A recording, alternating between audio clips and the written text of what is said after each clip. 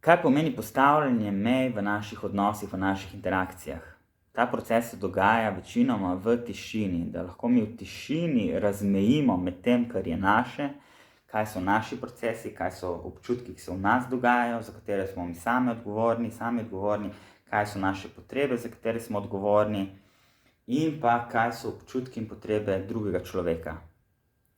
Ko uspemo to razmejiti, se lahko zavemo, da karkoli druga oseba govori, nima direktne veze z nami, so to njihovi poskusi zadovoljevanja njihovih potreb, in kar mi komuniciramo, naš način komunikacije, to so pa naši načini, s katerimi mi skušamo zadovoljevati svoje potrebe.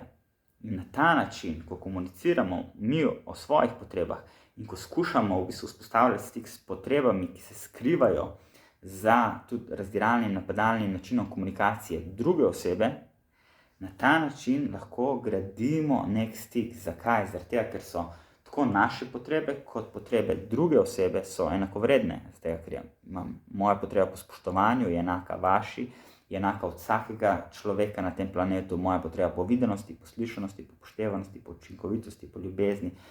Cel spekter potreb, vse te potrebe veljajo kot univerzalne kvalitete, skupni imenovalci, s katerimi se lahko povežemo vsi ljudje.